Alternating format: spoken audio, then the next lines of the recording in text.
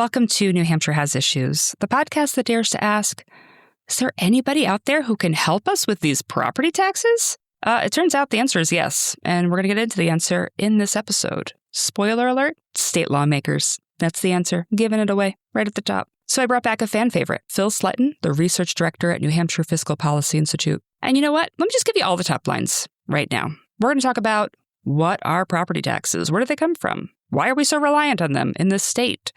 Who actually even pays them? How do certain communities compare to others? How do we compare to other states? And is there anything that anybody can do? The comment that kept coming up over and over again is how much power resides with the state lawmakers themselves. So I thought maybe it might make sense to read you a little quote from an op-ed that was published on Sunday, April 12th. It was co-authored by the Senate Majority Leader, Regina Birdsell, and the House Majority Leader, Jason Osborne. Both Republicans. Republicans have been in the majority in New Hampshire for a while. Here's their quote from their op-ed.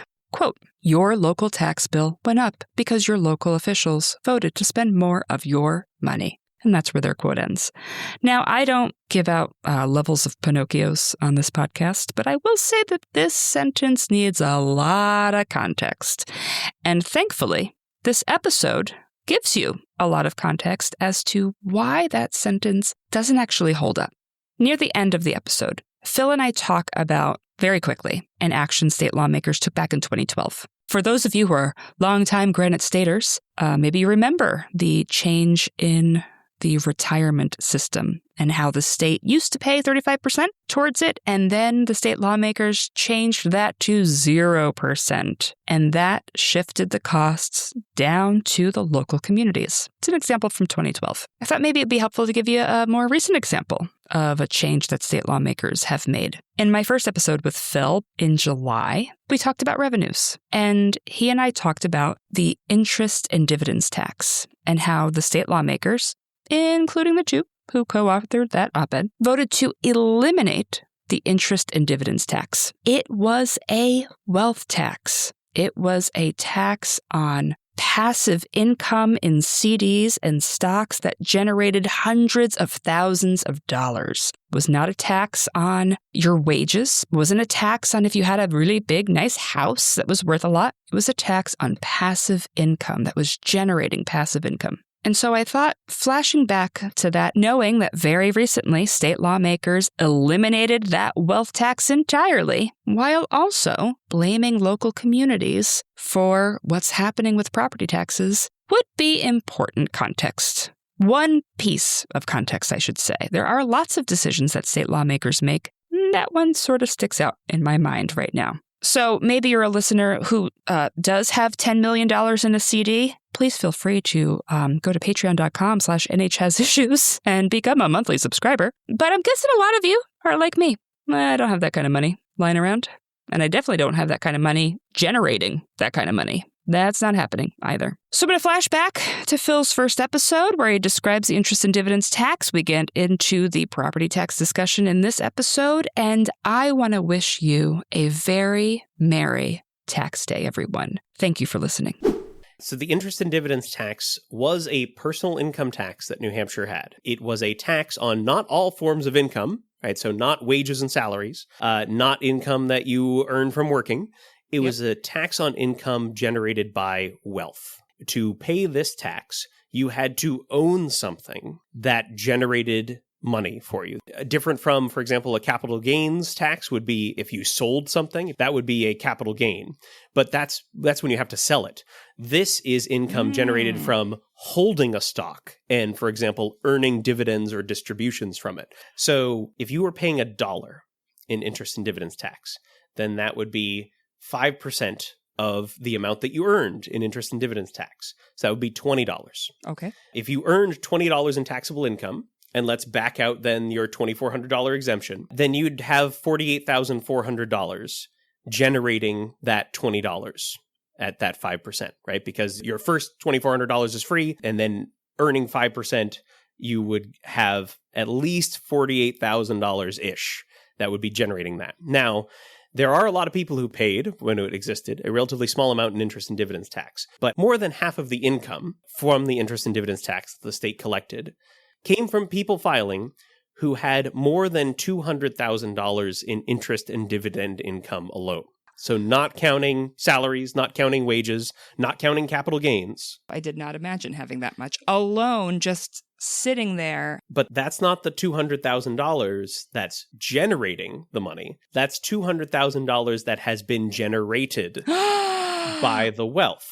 Let's say you have 5% return on this. This may be, again, a stock dividend, right? Or an annuity or something like that. I'm literally right? writing it down, Phil. Yes. Okay. I'm loving it. Yes. So if you're collecting passive income of $200,000 or more, then at 5%, you're talking about $4 million in assets that are generating that income. But if you're talking about the, average annual return in terms of dividends and distributions from like the S&P 500, so let's use numbers from 2020, I have those in front of me, that dividend average was 1.5%, which means that if you had $200,000 or more in taxable dividend income, then you had probably about $13.4 million in the S&P 500 average return that year.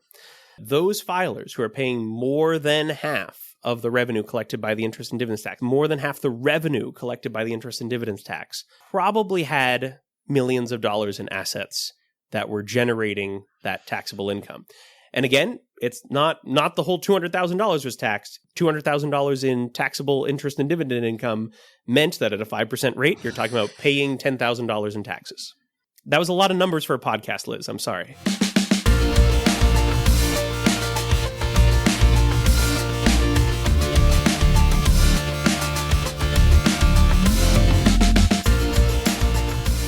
My guest today is the research director at New Hampshire Fiscal Policy Institute, Phil Sletten. Phil, welcome back to New Hampshire Has Issues. I'm so glad you're here.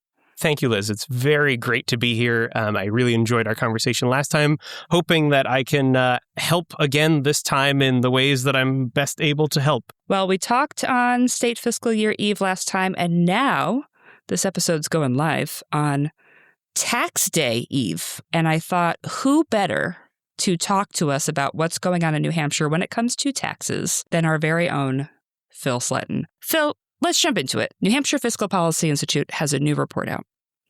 And it's about something that I think pretty much everybody in the Granite State has some awareness of, and that is property taxes. Hot topic, somewhat scandalous. Simple question for you, Phil. What are property taxes? It's a great question, and one that is, I think it's appropriate that you identified as very salient in New Hampshire, because if we look at the taxes that we pay going about our daily lives in New Hampshire, the property tax is not only the largest tax that we pay on average on a per person basis in New Hampshire, but it is also the one that is least circumnavigable and most directly visible, the combination of those two things. And what I mean by that is if you look at some of our other tax revenue sources in the state, the business profits tax is the one that the largest one that the state government has.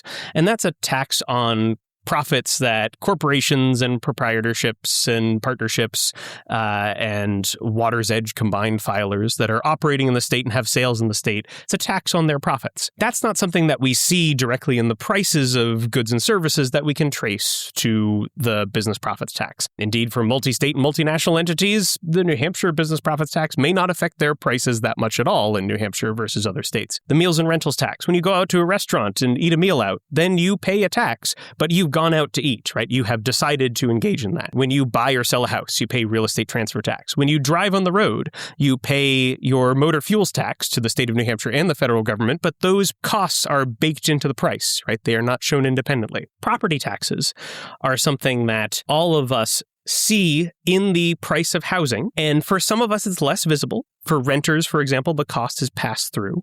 But for homeowners, it's either a line in the escrow line in the amount that you're paying in your mortgage, or it's a bill you get separately from your city or town. And that is harder to avoid by activity that you might decide to undertake that's different, because it's not deciding not to go out to eat or deciding not to purchase something at a liquor store from the state lottery for those non-tax revenue sources. It is living in a building in the state, right? And that gets to what the property tax is. The property tax is a tax on the land and the buildings on the land in New Hampshire. Property taxes originally were designed to reflect the productive capacity of especially an agricultural operation, right? If you had lots of cattle and lots of land and lots of buildings on your property, then in a mostly agricultural society, you had a lot of capacity to make more money. Right? Yeah. Even in some cases, livestock, right, were taxed as well. Or if you had a fuel tank or a water pump, these are the sorts of things that were previously taxed. And a lot of that is collected under what has manifested itself as the modern property tax. And in that way, previously, a lot of a person's wealth was reflected in what they physically owned. Types of wealth could manifest themselves in different ways, but now more wealth is in, say, stock ownership, right? Your ownership of a company or something that is not as tangible of an asset. But we tax property at the local level in part because it reflects what is the property that a municipality has to manage, right? And also what is the amount of local wealth that is reflected in what people own and the physical assets that they have in a community. So if you go back many, many years, its original history was a little bit more oriented around what is your capacity to produce income and wealth for yourself based on the wealth that you have. And now it reflects for many more people, what is the amount of money that your home is worth or the place that you live is worth, and your landlord in that case might pass on to you in costs through property taxes. Who really pays them in New Hampshire? Property taxes are the most directly measurable as being paid by the most people in New Hampshire. But in terms of the fraction of someone's income, property taxes in New Hampshire have the highest effective tax rate on the lowest income households. And then the second highest, if you will, effective tax rate on households that are middle and upper middle income households. So for lower income households, it tends to be passed through in rental costs. If we look at homeowner households, which are the majority of households in the state, homeowner households have twice the median household incomes of renter households in New Hampshire. So disproportionately, renters that are paying that higher effective property tax rate are paying it through their rent as opposed to people who are owning their homes and paying that higher effective rate. That being said, for someone who's retired and living in their house and they may have paid it off entirely, but those property taxes still change and often go up depending on what community they're in and what the service needs are in that community. Those households may not have very much income and may be homeowners, but still in that lowest income bracket that's paying that higher effective tax rate. Middle income households, we see those higher effective tax rates again, probably for a different constellation of reasons, less associated with renting and more associated with where those households are in the state and what the costs may be for living in those communities based on their property taxes and their property values in those communities. And on the higher end of the scale, if we took a look at the top 1% of families, which in 2023 incomes, that's $721,000 a year or more in annual income in 2023. The effective tax rate for property taxes for that income group was about 2%, meaning 2% of income went to property taxes. For the lowest 20% of households, so those are $35,000 a year or less, that effective tax rate was almost 6%. It was 5.9% based on these estimates. So about 3 times the effective tax rate for lower income households than we see for the highest income households if we compare that bottom 20% to the top 1%. Let me see if I can repeat that back to you. Make sure I check for understanding, as we used to say in the teacher space. Generally speaking, folks who have higher incomes in New Hampshire. For the highest 1% of... For the highest 1%. Yes. For the Granite Staters in the top 1% of income in their households? Yes.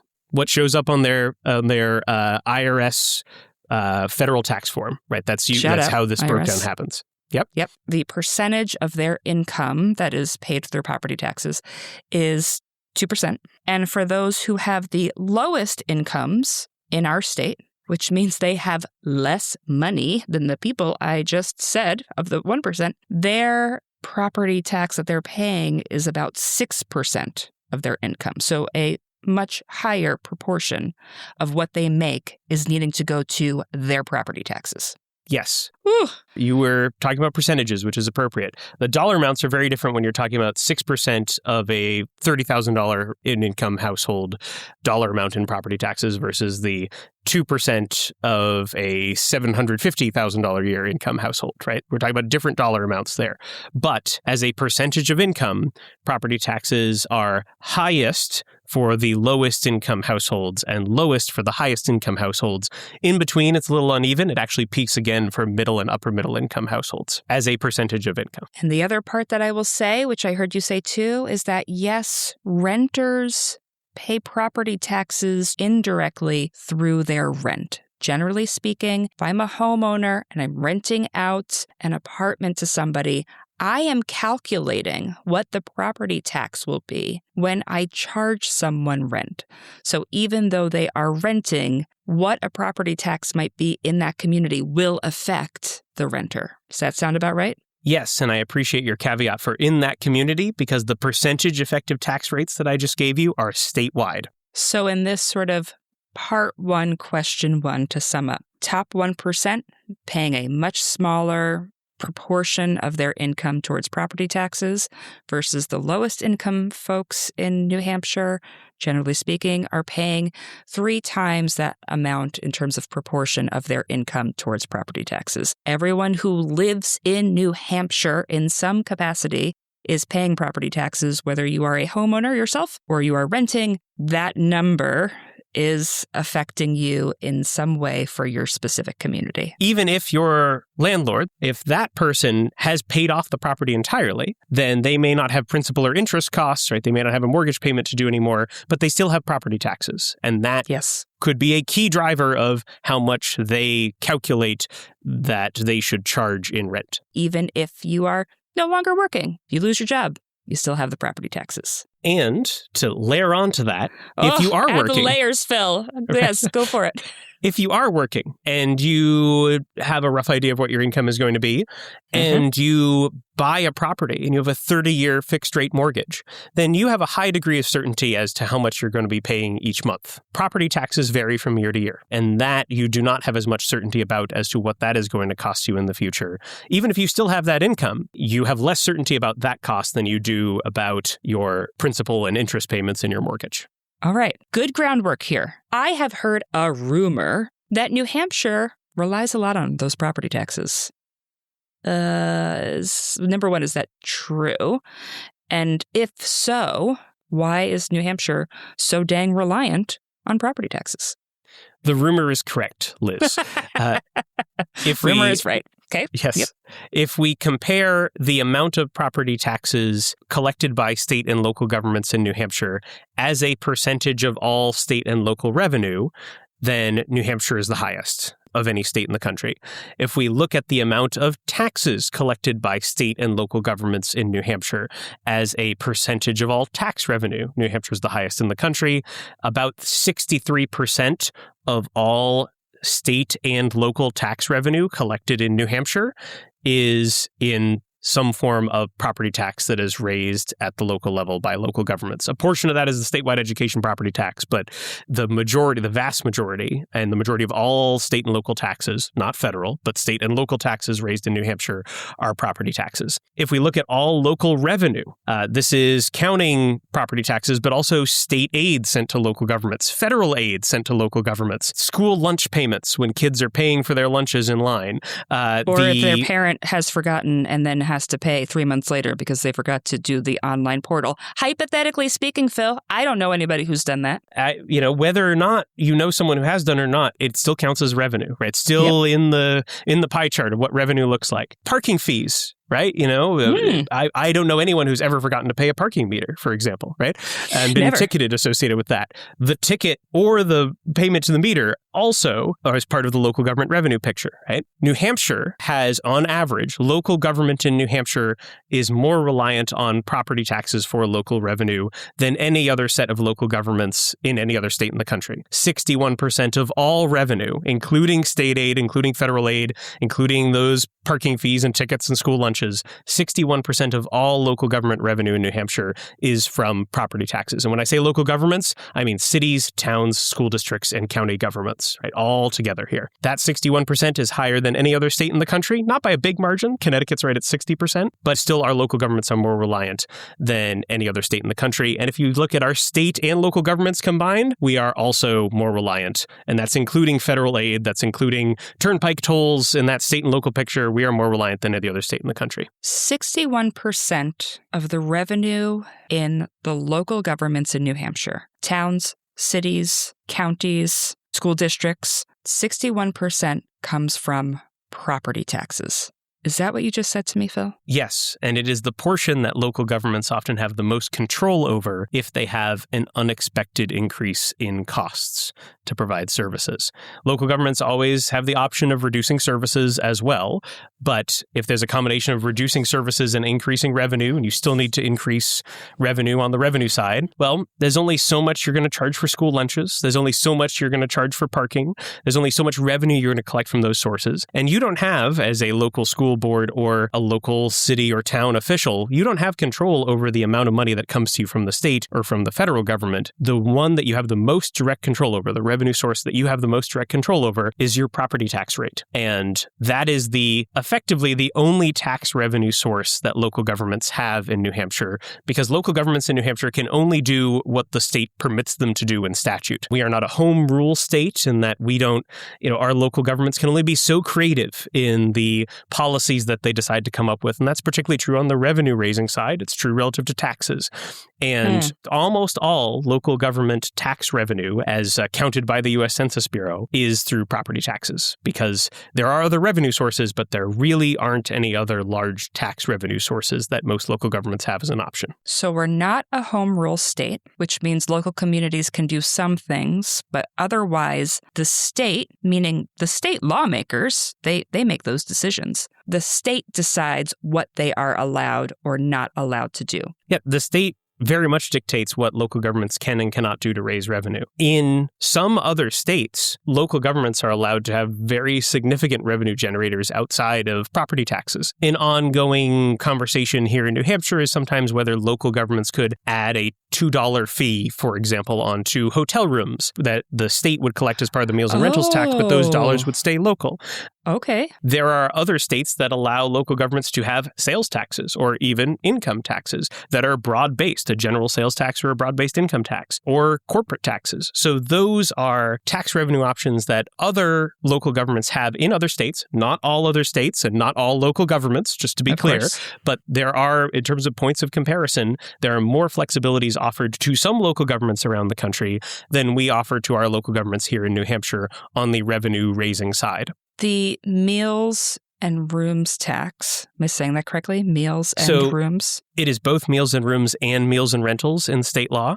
The only reason I say meals and rentals is because it also includes rental cars. So if you rented a car in New Hampshire, that would be taxed under the meals and rentals tax, and rentals captures that, whereas rooms doesn't. So I call it meals and rentals. And in New Hampshire, we have that tax. That is a tax from the state, meals and rentals. So other states give the flexibility or the local control to the local communities to say, if you wanted to do a 50-cent additional meals and rentals tax to be able to cover things in your community, you would be allowed to do that. We do not have that ability in New Hampshire. Is that correct? I mean, state policymakers could decide to put it in if they put it in state law. Oh, the state policymakers. Yes. Yes, they could, but state law doesn't allow it now, so that's not allowed currently for local governments. It's not an option for them. Okay. We rely a lot on property taxes because that is the major lever that New Hampshire has and local communities have to raise revenue to cover what is needed to function as a community. Phil, you have a study that just came out. It is called Property Taxes in New Hampshire, How They Work and How They Compare. So how do property taxes work? And follow-up, how do they compare? So in New Hampshire, they rely on not just that property that is in the land and the buildings on the land, as we discussed. How valuable is the land and how valuable are the old term would be improvements on that land.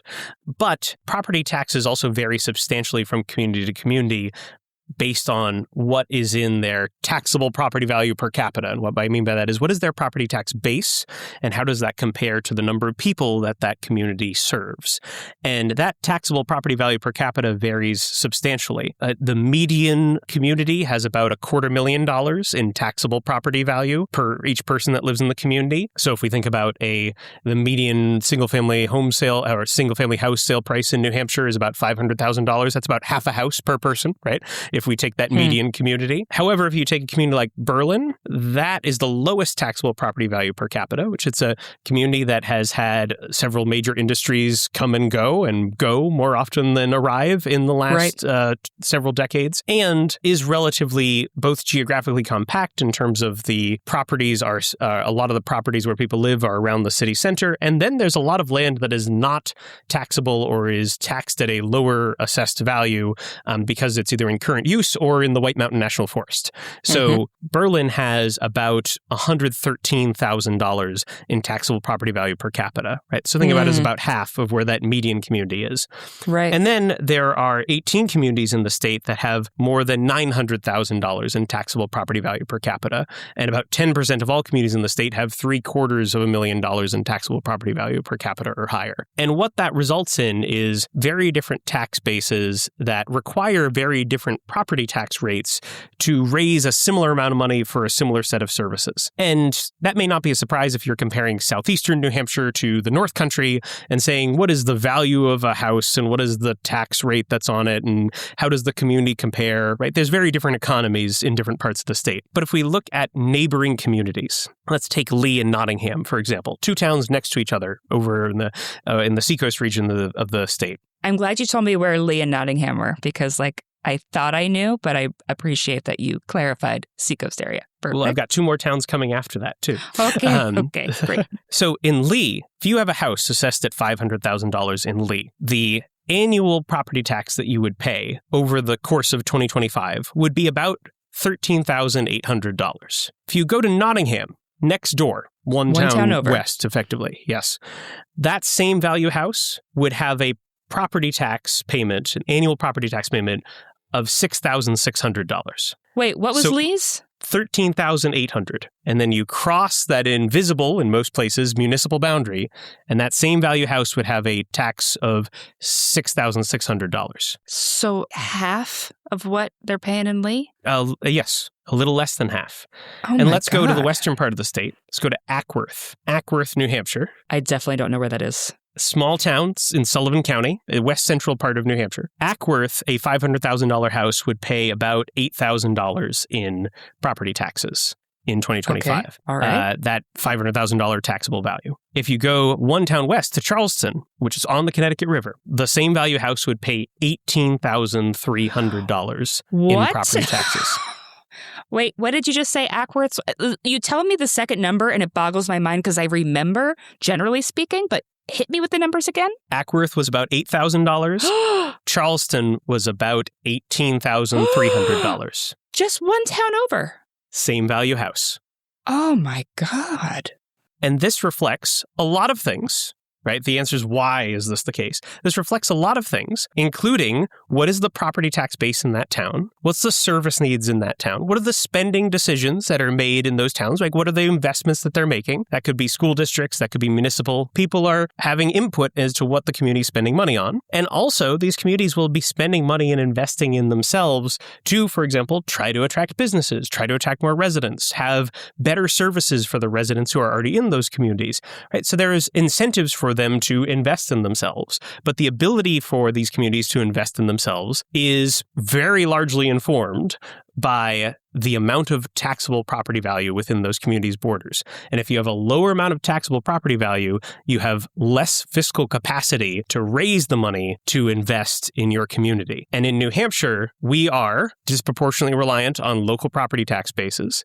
And those local property tax bases are in our municipal borders, right? Because the municipalities are the ones that do the revenue raising through, even for, if we're talking about school districts and counties, you get your municipal property tax bill, which has the state portion, the statewide education property tax, the county portion, the school district portion, and the city or town portion, right? And if you're in a village district, that might be in there too. Those are all raised based on what is in that towns or cities' borders. And that can be dependent on whether there's a desirable lake to live on, right, that boosts property values, whether you have second homes that are near a ski area or some other natural amenity.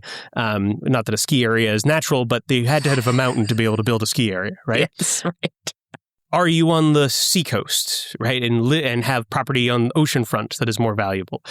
Do you have a large commercial facility in your community? That can have an effect on what you are able to have as your fiscal capacity in your community, what you're able to raise in property taxes.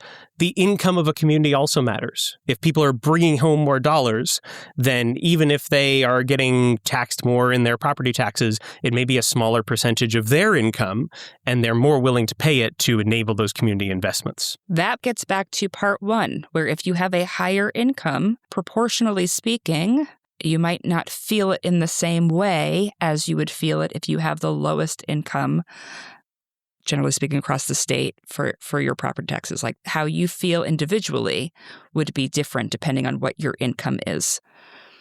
You talked about spending decisions, Phil, and how these local communities, one town is $8,000, one town is $18,000. The communities, the money that they are bringing in through revenue is almost entirely based on what properties are within their own individual borders. So like if you live in Ackworth, it's all dependent on what's in the boundaries of Ackworth for how that revenue is being raised and how they're able to cover the costs of their services, of their fire departments, of their schools, of their Department of Public Works. Like that is all dependent on within their own individual borders, right? It's all about your own individual town or city. Yes, the statewide education property tax used to raise revenue that was then collected at the state level and redistributed. A portion of it was redistributed among communities. That has not been the case for a decade and a half. That stopped in 2011. So local property taxes stay at the local level, including the statewide education property tax. When it comes to the amount of money that local governments in New Hampshire raise, on a per capita basis, if you look at all state and local government revenue combined, so everything the state government collects, everything local governments collect, and divide it by the number of people in each state, and rank all the states from New York at the highest, which is about $22,400 per person, down to Georgia at the lowest, which is about $10,300 per person. New Hampshire ranks 45th at about $11,100 per person. So what does that mean? It means that New Hampshire is on the low end of the amount of state and local revenue raised for public services. And that includes federal grants coming into the state and local governments too. That's all revenue. If we count just local governments, so take out the state portion, just local governments, how much do local governments in each state raise per person in the state? New Hampshire ranks 40th there. But if you count just local revenue, then New Hampshire ranks 40th, meaning that in 39 other states, local governments collect more revenue per capita than we see in New Hampshire. And the place that the state plays a role is the state government. State governments in all states contribute money to local governments, provide aid to local governments. Right. And in New Hampshire, that amount is a little under, or in fiscal year 2022, was a little under $1,200 per person in state money going to local governments. That amount was 48th in the country relative to all other states. So what do I mean by that? If you take all the money that goes from a state government and goes to local governments in that state and divide it by the number of people in that state, and rank it from one, the highest, which is California, at about $3,600 per person, and all the way at the bottom is the lowest, which is Hawaii, at $256 per person. New Hampshire ranks 48th. The only states lower than us are Florida and Hawaii. So New Hampshire is effectively at the bottom in terms of state aid provided to local governments on a per-person basis. I gave you a lot of numbers, Liz. I know this is a podcast. I know that's not the easiest way for folks to digest it, but I think it's important context for why we rely so much on local property taxes and what our local governments are raising money for and spending money on. I can't tell you what every individual local government is making decisions on, but I can tell you that if you look at the amount of revenue our local governments raise on a per-person basis, we're relatively low in New Hampshire, and in the amount of money that the state provides to local governments on a per-person basis, we are almost at the bottom in New Hampshire. And if the state provided more money for local governments, that would reduce the upward pressure on property taxes in most cases. Doesn't mean they'd go down, but it does mean that there would be less pressure to push property taxes higher to fund services. What influences property taxes? Who's doing this to us, Phil? You know, this quote pointing the finger at select boards and school boards. And I don't know that I agree with that and saying it's their fault about property taxes, but I do want to blame someone, Phil. So who's doing this to us? How are we in this position that we're in? Structurally, New Hampshire is reliant on property taxes to the extent that it is because the state doesn't provide as much money as some other states do to local governments, as most other states do on a per capita basis. And the state also does not provide as many revenue options as some other states do to some other governments. That interacts with the decisions that we all make through our local policymakers and our local elected officials or ourselves at our local town or school district meetings and results in us leaning on property taxes, particularly for our local property tax bases, what's in our community, more than we see most everywhere else in the country. So if I'm hearing you correctly, Phil, it's the state lawmakers who have the ability to make this change for what we're feeling in terms of the pressure in property taxes. They could change how we do things because they're the ones who hold that power in New Hampshire specifically, since in many ways local communities can't add a new revenue stream, for example, that state lawmakers could influence how we're feeling in terms of property taxes. If the state lawmakers made the decision to make sure that more state aid was being sent to local communities, that's something that they could do if they so chose. They could do that if they so chose. There's not a guarantee, depending on how a new policy is structured, there's not a guarantee that that would lower local property taxes, right? It's also not a guarantee that when you diversify revenue sources that would lower local property taxes. You know, there's definitely, you can imagine an instance where a community suddenly is able to raise another revenue source or gets more money from the state or gets more money from the federal government, as we saw during the COVID-19 pandemic. And by the way, property taxes did not outpace inflation after federal aid came in. They actually dropped relative to inflation in 2021 and 2022. There are probably a couple of the reasons for that, but there was more money going to local governments from the federal government and to a certain extent from the state government in those periods. Say that again, Phil. What did you just say? When we had more money coming in from the federal government, our property taxes didn't go up as much? They didn't go up faster than inflation. So they were outpaced by inflation that consumers generally faced in the New Hampshire economy. They didn't outpace inflation. Most years they do. If you look from 2009 to 2025, in most years, aggregate property taxes raised by local governments go up faster than inflation. And that's what, relative to what consumers face, not necessarily what governments face. Governments, tend to employ a lot of people, especially school districts, and those people have healthcare insurance premiums, for example, that may go up faster than inflation. Local governments also work on road construction, which is not something most households do, and those costs may change over time as well, in a way that's faster than what we see for households. But there were 3 years where local government property taxes did not outpace inflation. One was 2011, which is about flat with 2010. One was 2021, and one was 2022. In those 2 years, property tax increases were outpaced by inflation. Inflation was fast during that time period. Inflation was fast during those periods, and there was additional state aid, but the biggest shift was federal aid that went right to local governments, and that was probably the factor that led to local government property taxes not rising faster than inflation in those years in aggregate statewide. So for property taxes to go down or to not go up as quickly, there are definitely policy levers that state policymakers could pull that would reduce upward pressure on property taxes. Policymakers could also, they have direct control in many ways over what communities can and can't do. They could also find ways to either provide targeted tax relief or limit property tax growth for either certain populations or entire populations in certain ways. Policymakers at the state level have a lot of authority that they could bring to bear to tackle property tax growth in one way or another. Just providing more aid does not guarantee that property taxes go down or that they don't go up as fast. Providing more aid, however, to local governments is another way that governments at the local level could have additional revenue that doesn't require them to raise property taxes while keeping the same level of services. I'm going to say something that you do not need to respond to, Phil, but I'm just going to say it out loud for myself.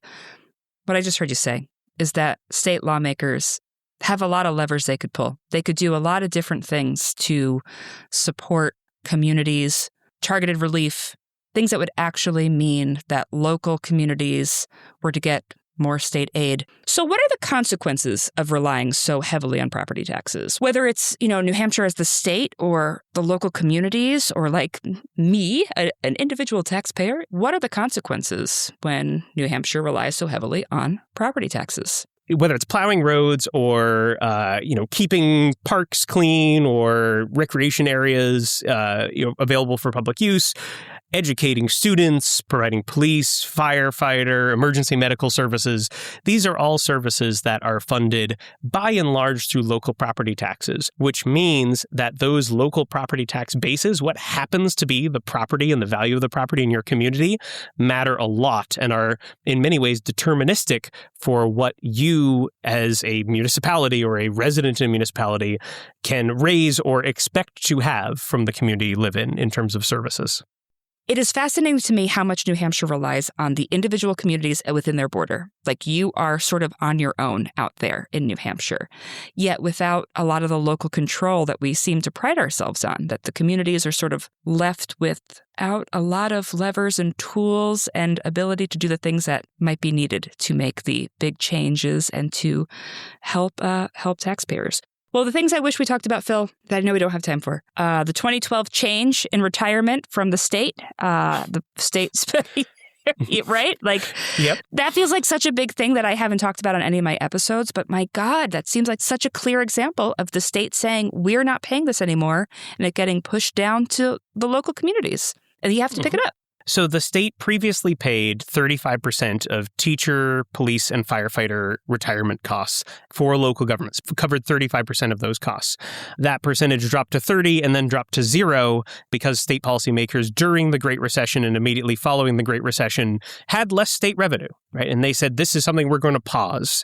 And we wish we could do this, but we don't have the money to do this at this time. That contribution, that 35% of police, firefighter, and teacher costs, which are significant costs for local governments, that only returned once with a 7.5% coverage of those costs in state fiscal year 2023 for one time.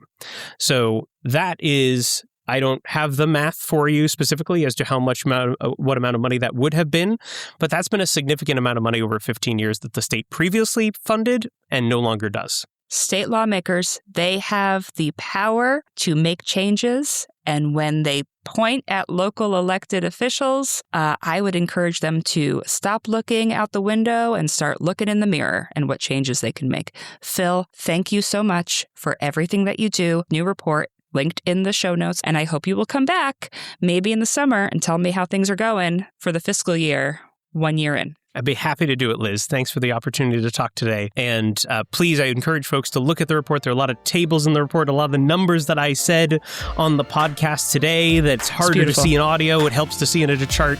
I encourage folks to look at that. You're an all-star, Phil.